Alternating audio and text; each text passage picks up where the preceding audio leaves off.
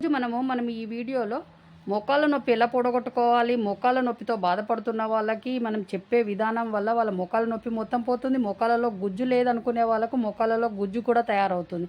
కాబట్టి ఈ వీడియో చివరి వరకు చూడండి. మీ మోకాళ్ళలో నొప్పి మొత్తం పోయి మీరు లేచి నడుస్తారు. అలాగే మోకాళ్ళలో గుజ్జు కూడా తయారవుతుంది. కాబట్టి ఈ ప్రాబ్లం ఉన్న వాళ్ళు చివరి వరకు చూడండి. మీ పెద్దవాళ్ళకు ప్రాబ్లం ఉన్నా, మీ ఇంట్లో అయినా, మీ ఫ్రెండ్స్కైనా ఇలాంటి ప్రాబ్లం ఉన్న వాళ్ళకి తగ్గాలనంటే ఈ వీడియో మొత్తం చివరి వరకు చూసి అందరికీ షేర్ చేయండి.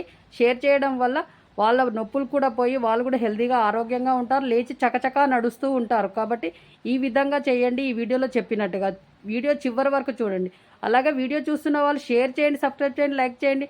వాళ్ళు కూడా చాలామంది ఆరోగ్యంగా సంతోషంగా ఉండాలి కదా. అలాగే వీడియోలోకి వెళ్దాం.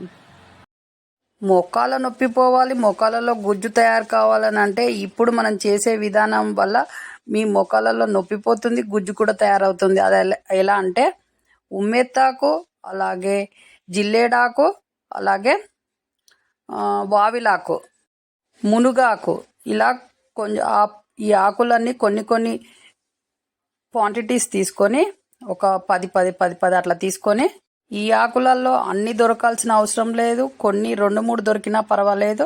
ఆ ఆకులను క్వాంటిటీ మీకు ఎంత కావాలంటే అంత తీసుకొని ఒక గిన్నెలో ఫస్ట్ మీకు నువ్వుల నూనె అయినా ఆవాల నూనె అయినా తీసుకోవాలి. ఒక పెద్ద గ్లాసుడు నూనె తీసుకొని ఒక గిన్నెలో పోసి కొంచెం వేడైన తర్వాత దాంట్లో చింతపండు, అలాగే చింతాకు కూడా వాడుకోవచ్చు. ఈ వీటిలలో చింతపండు, కొన్ని ఎల్లిపాయలు వేసుకోవాలి. వెల్లిపాయలు వేసుకొని కొంచెం ఫ్రై లాగా అయిన తర్వాత ఈ మనం తీసుకున్న ఏ ఆకులు ఉన్నాయో ఆ ఆకులన్నీ అందులో వేసి బాగా కొంచెం ఉడకనివ్వాలి. ఉడకనిచ్చిన తర్వాత అవి పక్కన పెట్టండి. ఆ ఉడికిన ఆకుల పదార్థాన్ని అలా పెట్టడం వల్ల మెడిసిన్ లాగా తయారవుతుంది అన్నీ కలిసి. అప్పుడు బాగా చల్లారిన తర్వాత ఒక మంచి క్లాత్, మందందైనా పర్లేదు, మీ కొత్తదైనా పర్లేదు, వైట్దైనా ఏదైనా, ఆ క్లాత్ను పరిచి మనం ఉడికించిన ఈ పదార్థం, ఈ మిశ్రమం మొత్తం ఆ క్లాత్లో వేసి గట్టిగా మూట కట్టాలి.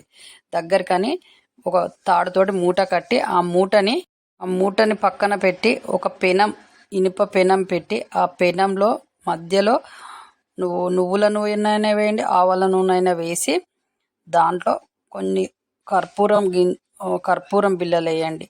ఆ బిళ్ళలు కరుగుతాయి కదా నూనెలో. కరిగిన తర్వాత మనం మూట కట్టి పక్కకు పెట్టుకున్న మెడిసిన్ పదార్థం మొత్తము తీసుకొని ఆ మనం పెనం మీద నూనె పోసి పెట్టాం కదా, నూనె చుట్టూ అద్దుకుంటూ ఈ మూటని ఇలా వేడి చేస్తూ ఉండాలి.